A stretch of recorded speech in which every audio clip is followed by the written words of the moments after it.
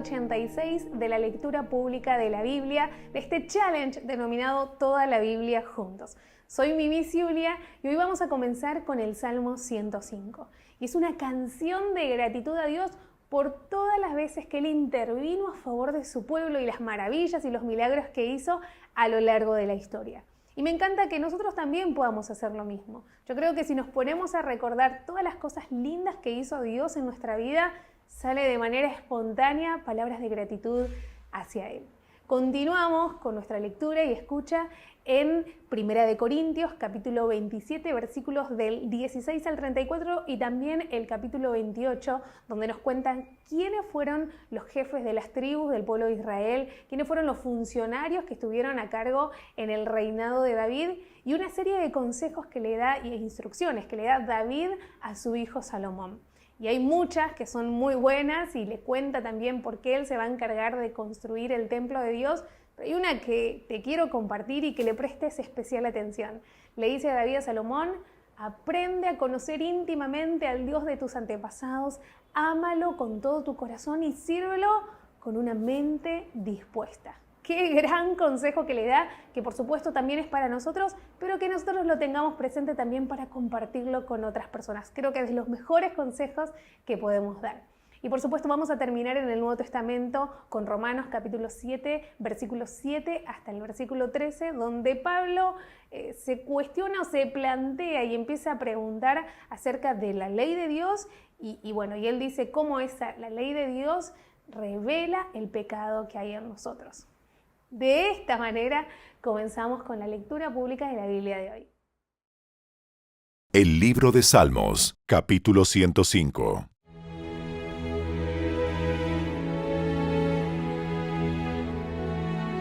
Den gracias al Señor y proclamen su grandeza. Que todo el mundo sepa lo que Él ha hecho. Canten a Él. Sí, cántenle alabanzas. Cuéntenle a todo el mundo acerca de sus obras maravillosas. Regocíjense por su santo nombre. Alégrense ustedes los que adoran al Señor. Busquen al Señor y a su fuerza. Búsquenlo continuamente. Recuerden las maravillas y los milagros que ha realizado y los decretos que ha dictado. Ustedes, hijos de su siervo Abraham, descendientes de Jacob, los elegidos de Dios. Él es el Señor nuestro Dios. Su justicia se ve por toda la tierra. Siempre se atiene a su pacto, al compromiso que adquirió con 1000 generaciones. Es el pacto que hizo con Abraham y el juramento que le hizo a Isaac.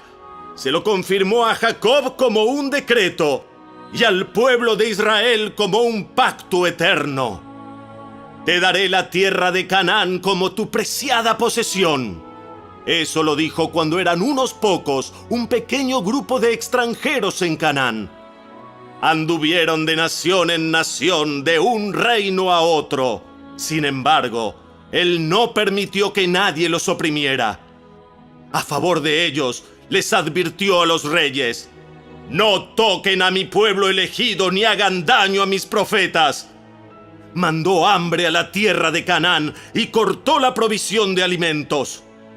Luego envió a un hombre a Egipto delante de ellos, a José, quien fue vendido como esclavo. Le lastimaron los pies con grilletes y en el cuello le pusieron un collar de hierro. Hasta que llegó el momento de cumplir sus sueños, el Señor puso a prueba el carácter de José. Entonces el faraón mandó a buscarlo y lo puso en libertad. El gobernante de la nación le abrió la puerta de la cárcel. José quedó a cargo de toda la casa del rey. Llegó a ser el administrador de todas sus posesiones. Con total libertad, instruía a los asistentes del rey y enseñaba a los consejeros del rey. Luego, Israel llegó a Egipto. Jacob vivió como extranjero en la tierra de Cam. Y el Señor multiplicó a los israelitas hasta que llegaron a ser más poderosos que sus enemigos. Después puso a los egipcios en contra del pueblo de Israel y ellos conspiraron contra los siervos del Señor. Pero el Señor envió a su siervo Moisés junto con Aarón, a quien había escogido. Ellos realizaron señales asombrosas entre los egipcios y maravillas en la tierra de Cam. El Señor cubrió a Egipto con oscuridad, porque los egipcios desobedecieron las órdenes de dejar ir a su pueblo. Convirtió sus aguas en sangre y envenenó a todos los peces. Luego, las ranas infestaron la tierra y hasta invadieron las habitaciones del rey. Cuando el Señor habló, enjambres de moscas descendieron sobre los egipcios y hubo una nube de mosquitos por todo Egipto. Les envió granizo en lugar de lluvia y destellaron relámpagos sobre la tierra. Arruinó sus vides y sus higueras y destrozó todos los árboles.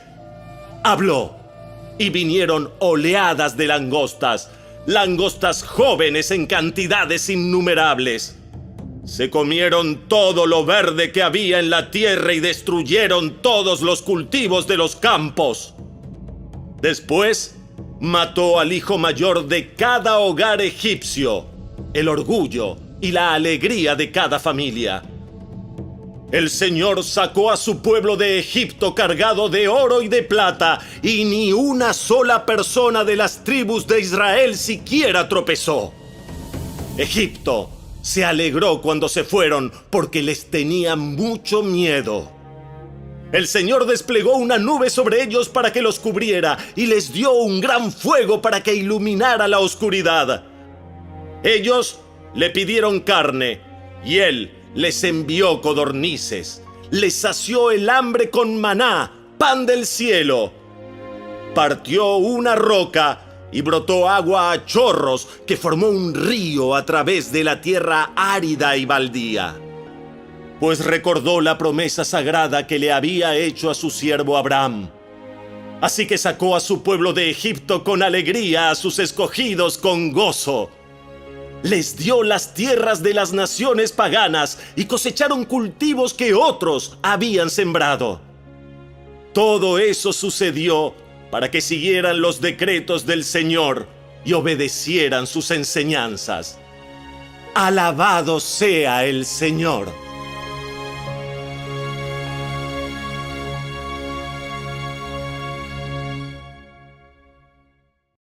El primer libro de las Crónicas, capítulo 27.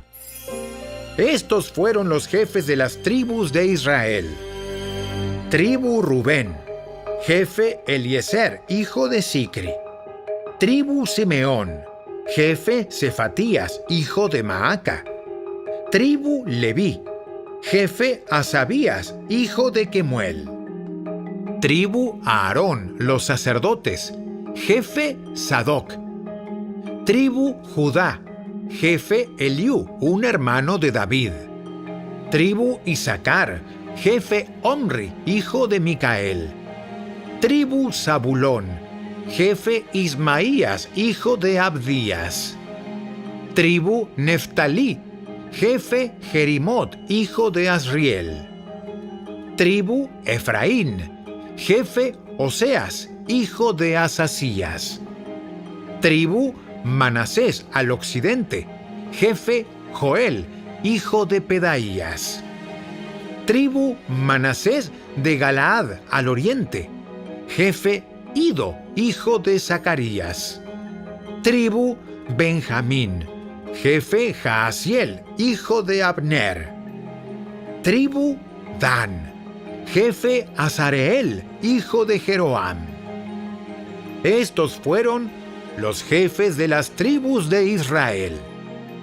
Cuando David hizo el censo, no contó a los que tenían menos de 20 años, porque el Señor había prometido hacer a los israelitas tan numerosos como las estrellas del cielo. Joab, hijo de Sarbia, comenzó el censo, pero nunca lo terminó porque el enojo de Dios se desató sobre Israel. El número total nunca fue anotado en los registros oficiales del rey David. Asmavet, hijo de Adiel, estaba a cargo de los tesoros del palacio. Jonatán, hijo de Usías, estaba a cargo de los tesoros regionales en todas las ciudades, aldeas y fortalezas de Israel. Esri, hijo de Kelub, estaba a cargo de los trabajadores que cultivaban las tierras del rey. Simei de Ramá estaba a cargo de los viñedos del rey. Sabdi de Sefam era responsable de las uvas y de las provisiones de vino. Baal Hanán de Geder estaba a cargo de los olivares del rey y de las higueras sicómoros de las colinas de Judá. Joás era responsable de las provisiones de aceite de oliva. Sitrai de Sarón estaba a cargo del ganado en la llanura de Sarón. Safat, hijo de Adlai, era responsable del ganado en los valles. Obil, el ismaelita, estaba a cargo de los camellos. Geedías de Meronot estaba a cargo de los burros. Jasís, el agareno, estaba a cargo de los rebaños de ovejas y cabras del rey. Todos estos oficiales administraban las propiedades del rey David. Jonatán, el tío de David, era un sabio consejero del rey, un hombre de gran percepción y un escriba. Jehiel, el acmonita, era responsable de la educación de los hijos del rey. Aitofel era el consejero real. Usai, el arquita, era el amigo del rey. A Aitofel lo sucedieron Joiada, hijo de Benaía, y Abiatar. Joab era el comandante del ejército del rey. El primer libro de las Crónicas, capítulo 28. David convocó a todas las autoridades de Israel a Jerusalén, los jefes de las tribus, los comandantes de las divisiones del ejército, los otros generales y capitanes, los que administraban las propiedades y los animales del rey, los funcionarios del palacio, los hombres valientes y todos los demás guerreros valientes del reino. David se puso de pie y dijo: Hermanos míos y pueblo mío, era mi deseo construir un templo donde el arca del pacto del Señor, el estrado de los pies de Dios, pudiera descansar para siempre. Hice los preparativos necesarios para construirlo, pero Dios me dijo: tú no debes edificar un templo para honrar mi nombre, porque eres hombre de guerra y has derramado mucha sangre. Sin embargo, el Señor, Dios de Israel, me eligió a mí de entre toda la familia de mi padre para ser rey sobre Israel para siempre. Pues Él ha elegido a la tribu de Judá para gobernar, y de entre las familias de Judá eligió a la familia de mi padre. De entre los hijos de mi padre, al Señor le agradó hacerme a mí rey sobre todo Israel. De entre mis hijos, porque el Señor me ha dado muchos, eligió a Salomón para sucederme en el trono de Israel y para gobernar el reino del Señor. Me dijo: tu hijo Salomón edificará mi templo y sus atrios, porque lo he elegido como mi hijo y yo seré su padre. Y si él sigue obedeciendo mis mandatos y ordenanzas como lo hace ahora, haré que su reino perdure para siempre. Así que ahora, con Dios como nuestro testigo y a la vista de todo Israel, la asamblea del Señor, les doy este encargo. asegúrense de obedecer todos los mandatos del Señor su Dios, para que esta buena tierra siga en su posesión y la dejen para sus hijos en herencia permanente. Y tú, Salomón, hijo mío, aprende a conocer íntimamente al Dios de tus antepasados.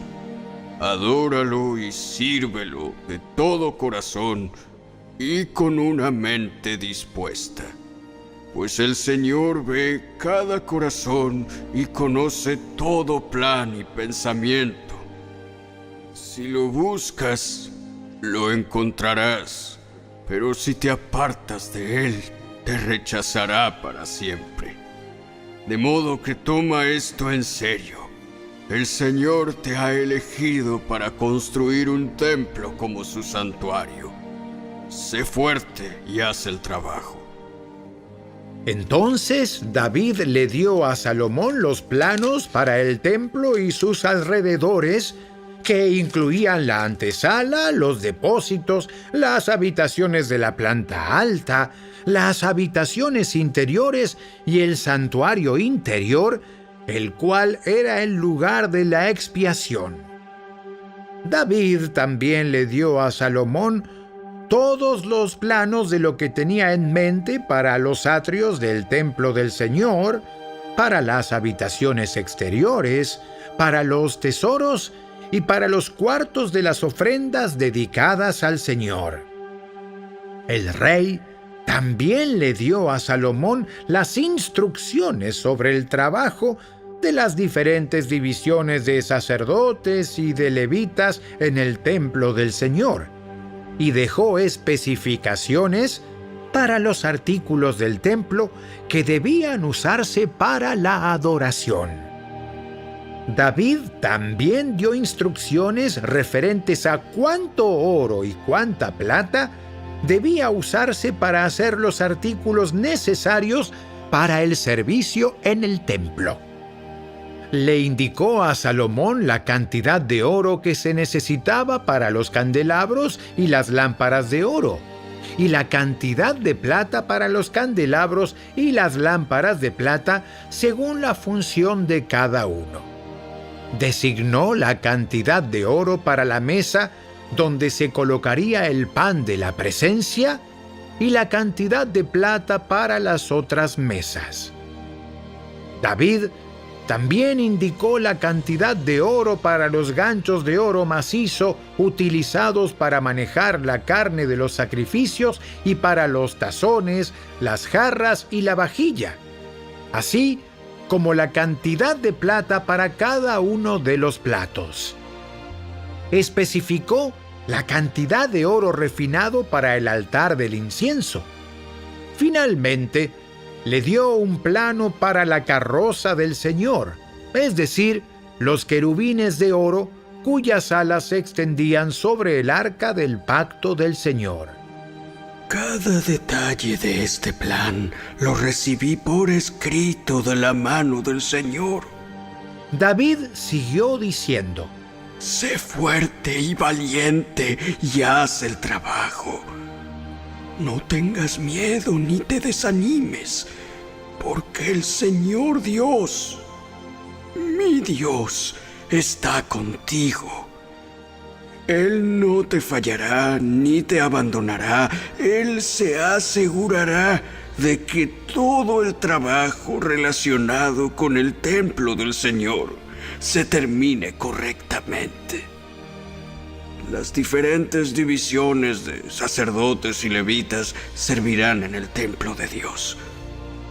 Otros con todo tipo de habilidades se ofrecerán como voluntarios, y los funcionarios y toda la nación están a tus órdenes.